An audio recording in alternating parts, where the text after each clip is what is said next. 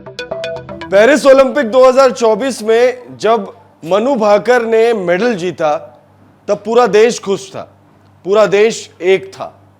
लेकिन जब विनेश फोगाट, जिन्होंने इतिहास रच दिया है, महिला पहलवान वो पहली बन गई है जो गोल्ड मेडल के लिए कंपीट करेगी, तब ऐसा क्या हुआ कि पूरा देश जो है खुश तो है लेकिन दो वर्ग में बंट गया है।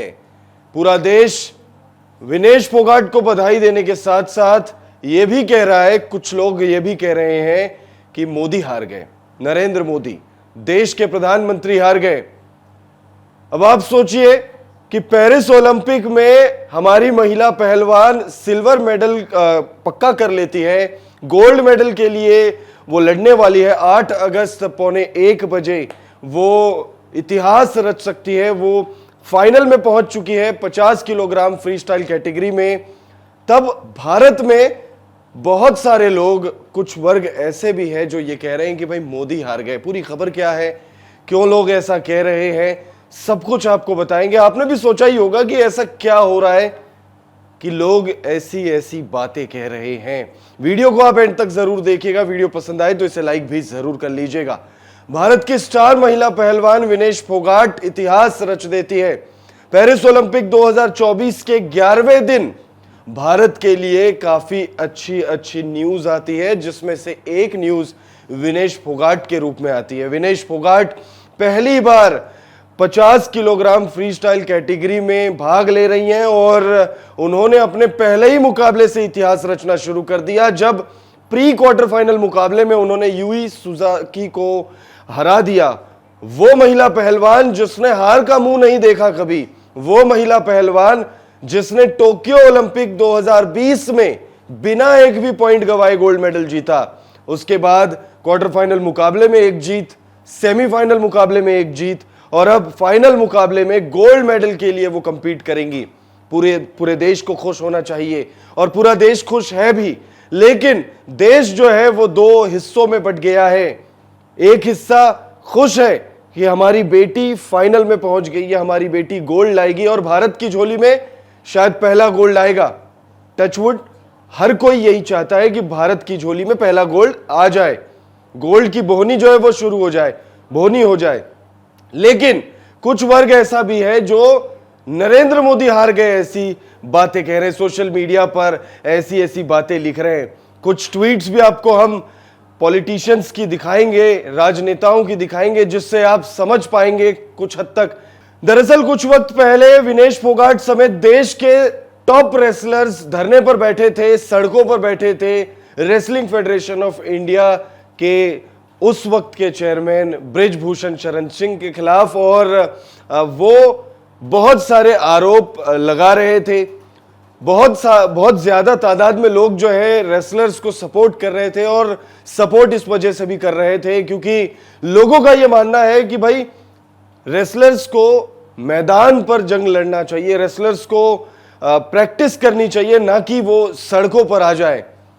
अब जब विनेश फोगाट फाइनल में पहुंची है तो उसके बाद एक बार फिर से वो जो पुराना मामला है वो कहीं ना कहीं उछालने की कोशिश की गई है।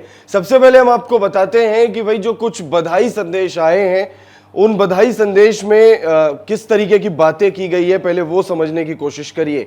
आपको बता दें कि भाई विनेश फोगाट ने जैसे ही इतिहास रचा वैसे ही बजरंग पूनिया का उनको बधाई संदेश आता है। बजरंग पूनिया अपने ट्वीट में लिखते हैं, विनेश ने इतिहास रच दिया है। विनेश महिला कुश्ती में ओलंपिक के फाइनल में पहुंचने वाली पहली भारतीय महिला पहलवान बन गई है।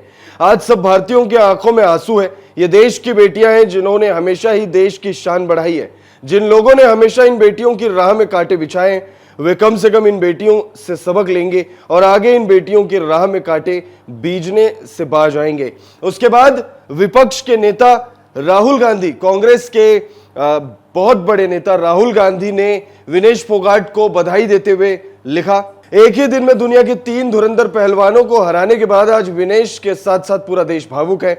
जिन्होंने भी विनेश और उसके साथियों के संघर्ष को झुटलाया, उनकी नीयत और काबिलियत तक पर प्रश्न चिन्ह खड़े किए, उन सभी को जवाब मिल चुका है। आज भारत की बहादुर बेटी के सामने सत्ता का वो पूरा तंत्र धाराशायी पड़ा था जिसने उसे खून के आंसू रुलाए। चैंपियंस की यही पहचान है, वो अपना जवाब मैदान पर देती है। बहुत शुभकामनाएं विनेश, पेरिस में आपकी सफलता की गूंज दिल्ली तक सुनाई दे रही है। उसके बाद बीजेपी की नई नेता कंगना रनौत, जो अभी अभी सांसद चुनी है, पहली बार सांसद बनकर संसद भवन पहुंची है, उन्होंने लिखा, इंडिया के पहले गोल्ड मेडल के लिए फिंगर क्रॉस। विनेश फोगाट ने एक समय कभी विरोध प्रदर्शन में हिस्सा लिया था, जिसमें मोदी तेरी कब्र खुदेगी जैसे तक के नारे लगने के बाद भी उन्हें यह मौका दिया गया कि वो अपने देश का प्रतिनिधित्व करें। उन्हें बेस्ट ट्रेनिंग, कोच और सुविधाएं मिली। यही लोकतंत्र और एक महान नेता की खूबसूरती है। अब आपने ये जो बधाई संदेश देखे, ये कुछ बधाई संदेश हैं, ऐसे न जाने कितने बधाई संदेश हैं, लेकिन ये कुछ चुनिंदा बधाई संदेश हमने आपको बताए। इसमें आपने देखा होगा कि भाई एक तरफ राहुल गांधी ये लिख रहे हैं करके कि भाई उनकी जो सफलता की गूंज है वो दिल्ली तक सुनाई दे रही है। प्रदर्शन में वो बैठी थी, विनेश फोगाट को लेकर वो लिख रहे हैं। कहीं ना कहीं विनेश फोगाट के नाम पर वो बीजेपी को टारगेट कर रहे हैं। तो वहीं कंगना रनौत लिखती है कि भाई विनेश फोगाट प्रदर्शन में बैठी, उसके बावजूद जो है उनको बेस्ट ट्रेनिंग मिली, बेस्ट कोच मिले, यही जो है बेस्ट नेता की पहचान है। तो विनेश फोगाट के नाम पर कहीं ना कहीं राजनीति हो रही है, और ये राजनीति कौन लोग कर रहे हैं, ये राजनीति कौन लोग कर रहे हैं, ये आपको समझना होगा कि विनेश फोगाट के कंधे पर बंदूक रख के निशाना कौन और कहां लगाने की कोशिश कर रहा है। देश की पहली महिला पहलवान बनी है विनेश फोगाट, जो 50 किलोग्राम फ्री स्टाइल कैटेगरी में गोल्ड मेडल के लिए कंपीट करेंगी। उनको बधाई देने के अलावा यहां पर राजनीतिकरण करने की कोशिश की जा रही है। अब विनेश फोगाट का सफर आपको बताते हैं, कैसे वो फाइनल तक की सफर उन्होंने तय की है।